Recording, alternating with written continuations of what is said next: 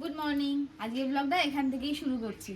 সকালবেলা একটুখানি মা কদিন ধরেই বলছে যে শিউলি গাছটা, এই গাছগুলো একটু ছাড়তে হবে, কারণ এখন তার ফুলও হচ্ছে না, আর পাতা ফাতা সব শুকিয়ে যাচ্ছে। সেদিনকে সব গাছগুলোকে আমরা দুজনে পরিষ্কার করে কি করেছি, গাছগুলোকে আগে বেঁধেছি, কিছু এক্সট্রা ছাটা হয়েছে। এখন দেখছি আরও সব পাতা পড়ে গেছে, দেখো অশুদ্ধ গাছটা দেখেছো।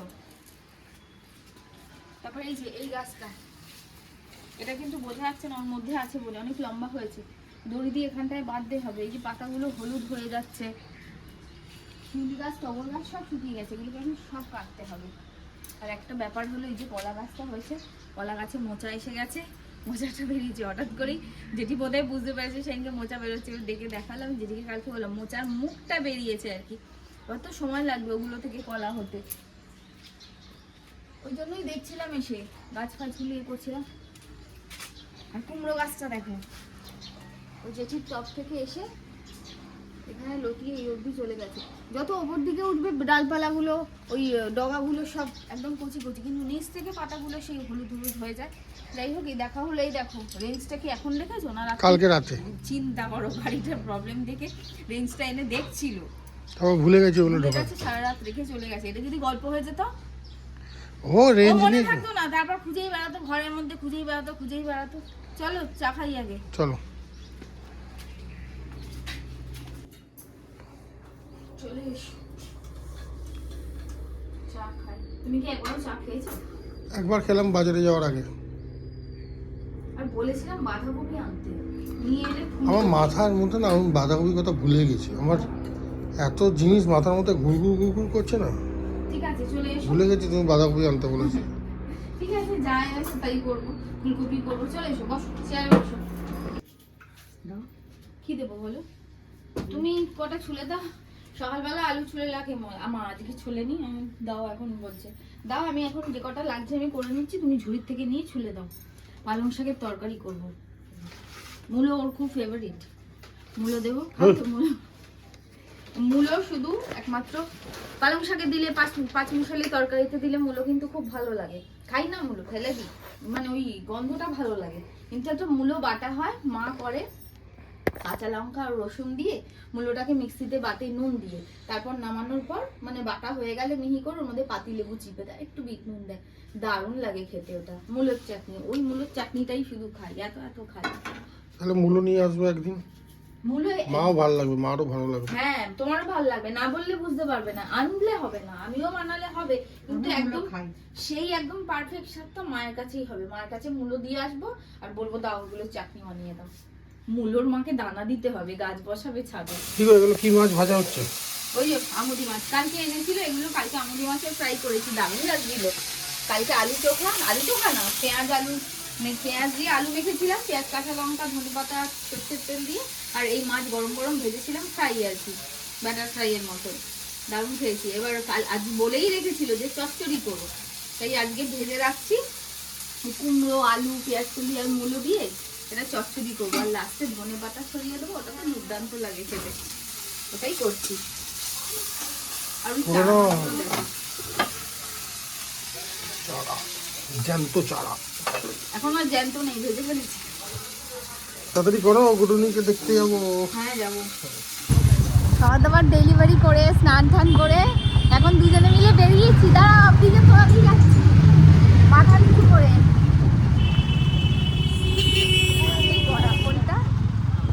এতটা নিচু মানে আমাকেও মাথা নিচু করতে হয় আর কি, এরম ব্যাপার। আর ওয়েদারটা কেমন মেঘলা মেঘলা হয়ে গেছে বলো? হ্যাঁ, এখন আমরা গুডুনির সাথে দেখা করতে যাচ্ছি, গুডুনির সাথে।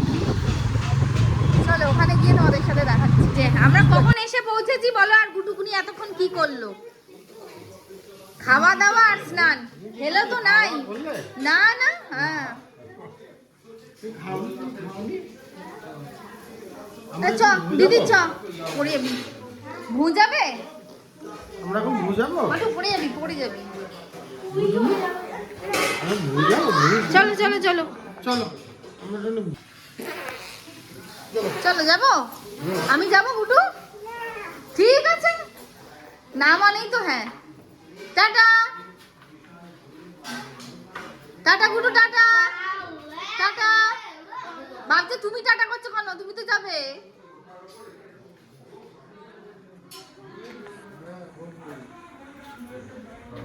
ও গুটু, এখানে কে বসে আছে? কে বসে আছে ওখানে? এই যে এই যে কে? বউ। আরে গুডুরি, ও গুডুরি শোনো না, বলি তুমি কেমন আছো? কই কই এই যে এই যে গুটুনি, তুমি চাচাটা দেখিয়ে দাও, তুমি যে চাচাটা এনেছো। এই যে চাচা নিয়ে এসছে, এইটা গুটুর চা। এইটা চাচা? হ্যাঁ এইটাই চাচা। এই যে, এই যে, এই যে। হ্যাঁ এখনই গিয়ে দাদা এই দেখেই চাচা দেখানো হয়ে যাবে, কারণ এই চাচাটা ওকে খুব বিকেল মজা বেলা পেয়েছে দাদাই ঘুরে, খাইয়ে হ্যাঁ? দেয়। দিদি এই না, আরে বিবিকা হামি দাও, হামি দাও, হামি দাও, একটা হাম্মা করে দাও। আমার কথা। একটা হাম্মা। আরে গুটুনি তুমি কেমন আছো? তুমি ও গুটু, গুটু তুমি কেমন আছো?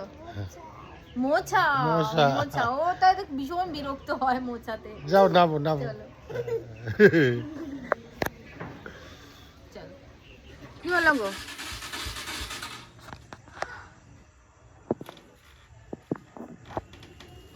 আবার গাড়ি স্টার্ট বন্ধ হয়ে গেছে।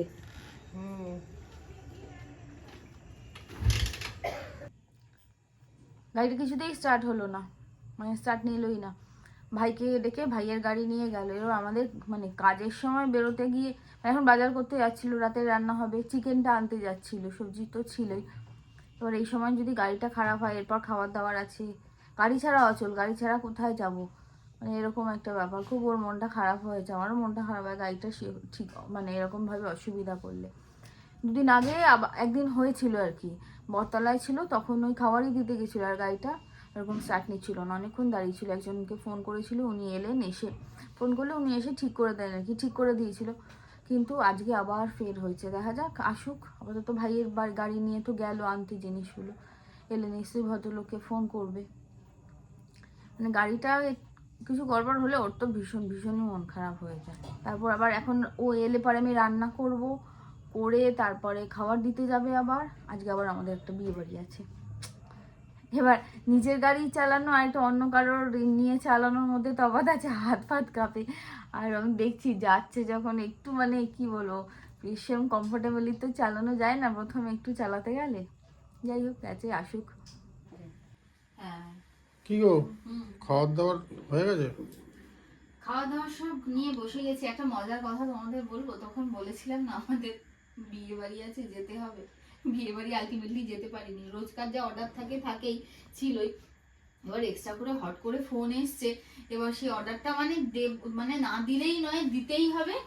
ওই করতে গিয়ে আর বিয়ে বাড়িটা যাওয়া হয়ে ওঠেনি, কারণ আমরা এরকম কাজের চাপ এলে কাজটাই আসল, কাজটাই করি আগে, কাজকর্ম সেরে সবে আমরা 11:30 নাগাদ জাস্ট একটুখানি ফ্রি হতে পারলাম। তারপর তো আর বিয়ে বাড়ি যাওয়ার কোনো প্রশ্নই ওঠে না। বিয়ে বাড়ি হচ্ছে পাশেই, কিন্তু যেতে হবে অনেকটা দূরে, আর যাওয়া হয়নি। আমাদের জন্য মাও যেতে পারেনি, বললো না তোমরা যাবে না আমরা যাব, এরকম বললো। ঠিক আছে চলো, যা ছিল গিফটও রাখা আছে, আমরা দুদিন পর গিয়ে দিয়ে আসবো। মানে ওই খাওয়া দাওয়া নিয়ে তাই বসলাম, যা ছিল তাই নিয়েই খাবো আর কি, এই আর কি। আলু সিদ্ধ আছে, ওটা ওই মাত্র করে দিয়েছে আমার জন্য।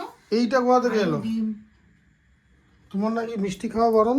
আরে ও তো ডাক্তারবাবুরা ওরকম বলে, এগুলো এমনি এমনি, যেমন বলে স্মোক করবেন না, বলে না, ওগুলো কেন বলে? এমনি এমনিই বলে, ডাক্তারবাবুরা জানেও করবে, জাস্ট বলতে হয় একটা, তাই বলে।